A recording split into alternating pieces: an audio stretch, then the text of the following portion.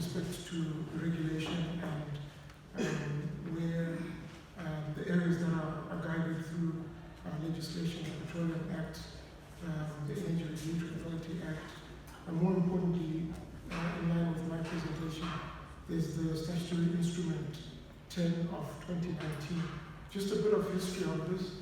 SI 10, we merged together a number of SIs which we've been dishing out over the years. Some speaking towards the definition of what FOB is and the periods in which we use to calculate the FOB prices, and also a breakdown of the actual petroleum price model. So, what's FOB? Yeah, I think that's what the typical issue. That's free on board. Free on board. When we get to a later slide, we can actually talk about FOB a little bit more. Yeah. I've got you.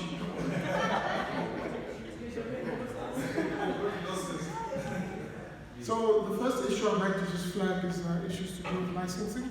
Just quickly run through some of the basics. So there are 4 types of licensing. There's a procurement, production, wholesale, and retail. In terms of procurement, obviously we're talking about the importation. Production, we're talking mainly to do with the ethanol blending. And then you've got your wholesale and retail. Retail, those are your service stations where you and I get our fuel from. So from a license fee perspective, these are the figures. I'm not going to go through them one by one, but just so you can go back. But you've got your, in terms of the maximum, you've got your 20,000 for the production, procurement, and it goes down to a low of LPG, that's your $100, and also retail fuel, that's $200. I think an issue to flag there is the LPG licenses are for 2 years, whilst the rest are for annual. Just a quick, some quick stats there. Currently, year to date, we've licensed about 749, and you're looking at LPG, that's 90. I've put in a bracket there 2 years because remember it encompasses a bit of 2018 and 2019. Whilst for your LPG, you're looking at, so your liquid fuels, you're looking at your procurement, wholesale, retail, and production put together. Now, Mr. Guru also touched a little bit about the licensing conditions. There are obviously conditions that come through with the licensing. That covers issues to do, just as a bit of a recap, they cover issues to do with fuel quality, pricing, and your annual returns, and records. Okay, next slide. Obviously linked to the conditions that we have, there's obviously some compliance work that happens, and is we've got technical and non-technical officers who are out there in enforcing and ensuring that all the licensees are adhering to the necessary conditions as set with the various licensees. And with our officers, they're easy to identify. All of these guys have got their Zero ID, so you should be able to pick up on the officials. We've had cases where some guys have gone around purporting to be zero officials, and now, obviously, as people are going around, it's easy for someone to just request for your ID so that you know who you're dealing with. And these compliance audits, they're done randomly. So obviously, we're not going to announce when we're going to visit certain people. We just randomly appear and we just check to ensure that everybody's adhering to the conditions. Failure of which, you can get your licenses cancelled. It's obviously linked to poor quality fuel or infrastructure, or failure to adhere to the prices as set by Zero, and also environmental issues.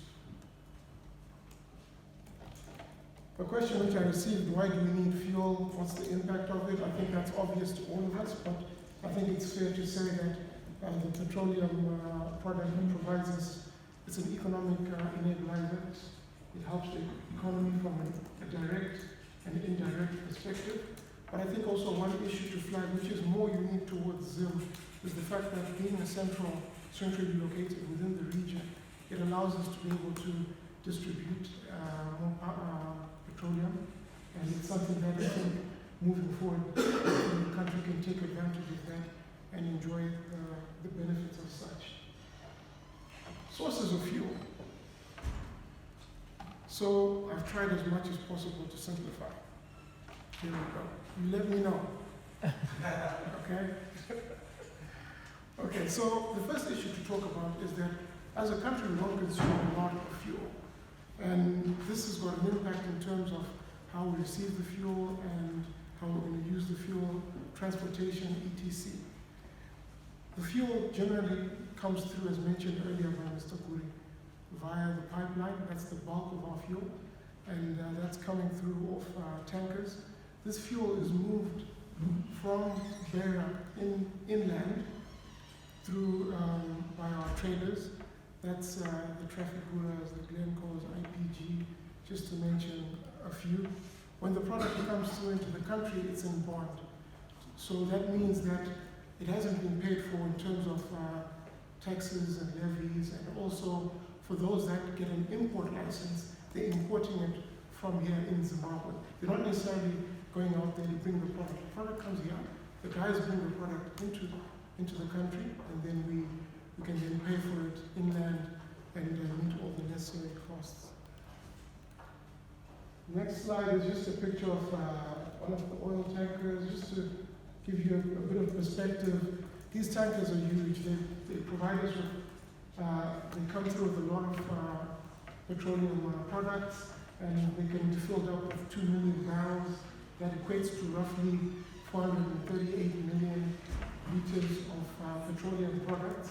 And to bring it closer to home, when you look at Zim, we consume about 2.5 million diesel per day, 1.4 million petrol per day. So roughly that's over 100 days, which is being carried in one tanker. So you find at the end of the day, tankers come in with portions of product coming in specifically for Zim and also a couple of other countries, because ourselves, based on the volumes that we push, we're not in a position to bring in a full tanker on our own. I've taken the liberty of just giving you a picture of the oil tankers traffic map. That just gives you an idea. You're looking at the green areas. Those are all movements. It shows you the tracking of the movements by the oil tankers. If you can see where Zim is, and if you can also make an observation looking at the heat signatures, the areas that are red, orange, that's where there's a lot of movement in terms of petroleum products, also crude. But from our end, when you look at the Beira side, it's not red, it's just an indication that it's not a lot of volume that is coming our way. So you find a tanker can go and to be in the middle of the ocean waiting for products to be, or for an order to fill its full capacity, and then it brings it through. Otherwise, they'll probably just reroute and end up in China, because it doesn't make sense for a tanker to come through, drop off product, and then go back up and try and deliver it elsewhere. Just a general understanding of when we're talking of a barrel. In most cases, when we're talking of crude is referred to in terms of per barrel. That's 42 gallons. In liters, that's 158.9 liters. For your crude oils, you've got different types. You've got your light oils, very light, medium oils, heavy fuel oils, and it's all based on the densities of the various crudes. And that obviously has an impact in terms of what product you can get per barrel. So the diagram you're looking at on the left side, you can see that about 47% that's your petrol, and 23% that's your diesel, and then there are various couple of other products as well. That's your liquefied petroleum, jet fuel, etc.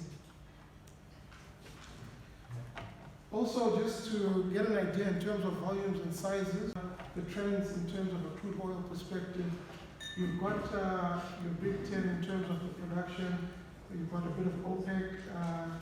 OPEC is pretty dominant in the top 10 in terms of production. We're looking at the left side, and you've got the US, Saudi, Russia, etc. At the bottom there, I've put a small list. It's a list of the current OPEC members.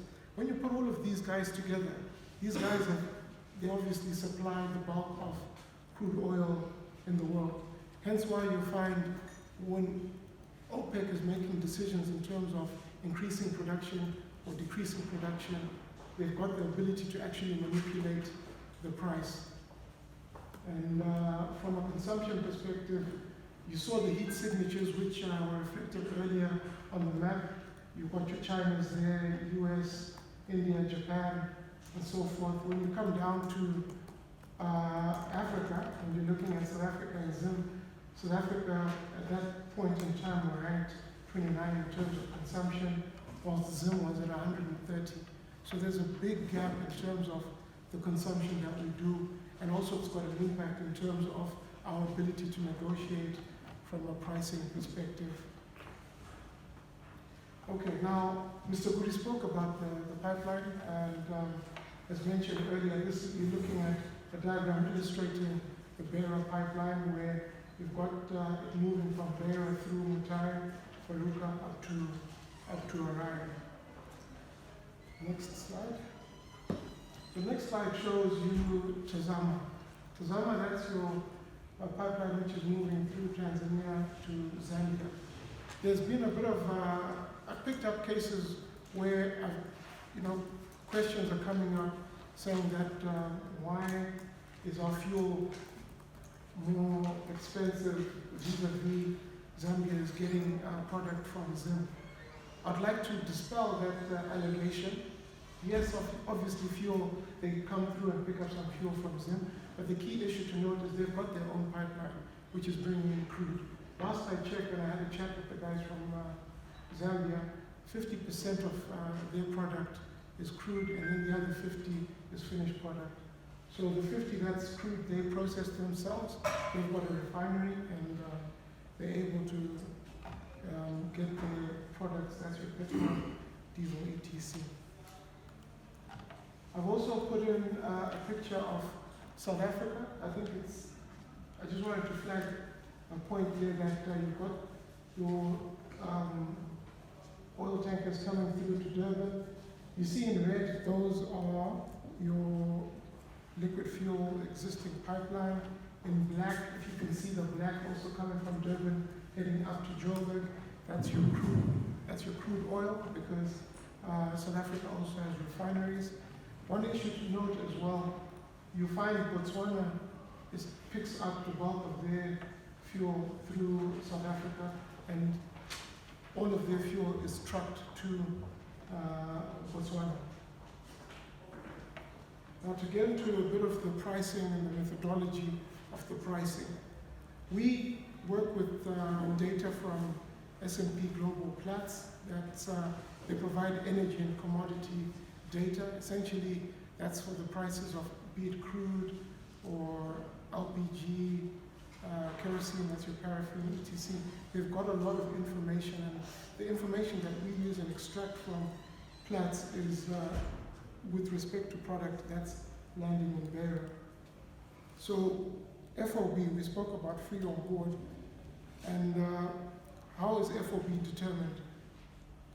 First of all, going back, if you can just go back to the Zim slide with Beira. No, you've gone too far back. Yeah. So we're not talking about FOB. We're still at this point. We're in Beira. And the product is going to move from Beira through the pipeline coming through to Harare. So obviously it then picks up pipeline costs. You'll see these pipeline costs when we get down to the model. If you can go back to here. So at this point, how do we determine FOB? FOB is based on the average of week 3 and week 4 for the implementation. So if we're to work with a rough example would be our FOB would be based on, if it's the beginning of the month, the first week of the month. The first week would in most cases be based on the previous month, the first week and the second week. That's roughly going back week 1, week 2, week 3, week 4. So the average between week 3 and week 4 gets us to our FOB. So that FOB is what we then plug into our pricing model, and then we get to the final pump prices. Okay, so I'm not too sure how much you can see, but I'll walk you through from the top right down to the bottom. We've got this model. It's in SI10, as mentioned earlier, SI10 of 2019. So you start with your FOB price. That's at the top. We've discussed how we come up with our FOB price. And we then add on our pipeline charges. And then there's a financing cost that is added on. That's 2.5. It's a bit difficult to see. At that point, we come up with our total landed cost. This is still in US dollar. Now, what you're looking at in the middle there, that's your exchange rate. We've got an exchange rate which is currently at 7.5, and more recently with the introduction of a revised computation for the duties, we now have an exchange rate for the duty which is currently 9.09. So with the 7.5, we multiply that by the total landed cost to come up with what would then be our Zim dollars. At that point, that Zim dollar figure, we then add on the taxes and levies. Taxes and levies, the duty, as mentioned in the budget by the minister recently, it's no more an absolute figure. It's a figure that is based on the value of the FOB. So as the FOB fluctuates, you'll find the duty figure will also fluctuate. And from how it's been defined, the duty is then calculated using the FOB plus your freight. That's a US dollar component, and then you multiply it with the duty, the exchange rate for duty. That's your 9.09, which gives us the duty. So essentially from there, you've got your taxes and levies, and Zanara, carbon tax, debt redemption, strategic reserve, and that gives us a total, at the moment, the total taxes and levies for diesel, it's $2.54, rounded off to 55, and for blend, it's $2.90. From there, you've got your admin cost, that's your storage and handling, which is currently at 2 cents, and there's a clearing agency fee at 1.5. That adds up to a total of 3.5. When you add your total landed cost in Zim dollar, plus your taxes and levies, plus your admin cost, you then get to the total product cost landed in Masasa. Now, the key thing I want to flag out here, you can't see it, I don't think you can, but the total landed cost, Farai, could you just, using the arrow, just show where the total landed cost is? Yeah. So the total landed cost at this point, diesel, please note, is $7.90, and blend is $8.13. I'm flagging this because one question that's been really coming through a lot is why is diesel more expensive than blend? Now I'm getting there. So at this moment in time, we've got total landed cost at $7.90 for diesel, and blend is at $8. We then blend our petrol, and we're blending at 20%, as mentioned earlier by Mr. Gori. The cost of ethanol is at $6.74. $6.74 being a lower price than the total landed petrol cost of $8.13. When you blend that cost, what happens to the cost? What happens to the cost, guys? It goes down. A lot of people have been saying, well, not a lot, some people I've read your articles. Some people say the cost of ethanol is what's pushing up our petroleum prices. Is that a true statement, ladies and gentlemen? No. So you need to take note of that. That blending is actually helping the cost of our product. And moreover, even the supply, when we're looking at from a quantity perspective, where we were selling, just as a figure, if you're selling 100 liters and now you're blending and you've got an extra, you get to an extra 120. So you've got more product and it's coming through and it's a lot cheaper. So blending, ethanol blending is coming with its perks. Now, after your blending cost, obviously for diesel there's no blending cost. The next cost is your distribution cost. You've got your inland bridging, storage and handling cost, and secondary transport. Inland bridging and secondary transport, you're looking at the movement of product that's in between depots, and also the movement of product from depot to the retail side. The storage and handling and distribution cost was removed, so it's currently at zero. From there you get your total cost, and at this point the total cost for diesel is at $7.99, whilst the total cost for blend, we're no more talking of petrol, it's $7.94. As you can see now, blend is now cheaper than diesel. So you need to get that right. We're not saying that diesel is more expensive. The cost of petrol has come down due to the blending that's happening with ethanol. At that point, you add on the oil company margins, and it's pegged at 6%. So now that'll be 6% of the total cost. And then the oil company gross proceeds, after adding on those oil company margins, we then add on the dealer margin. Dealer margins are at 7%. This is simply because the dealers, that's your retailers, they're not pushing the same amount of volumes as your oil companies.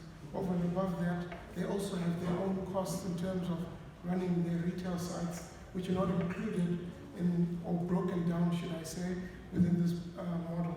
So all of their costs are covered and they're included within the dealer margin. From there, we then come up with the final pump price.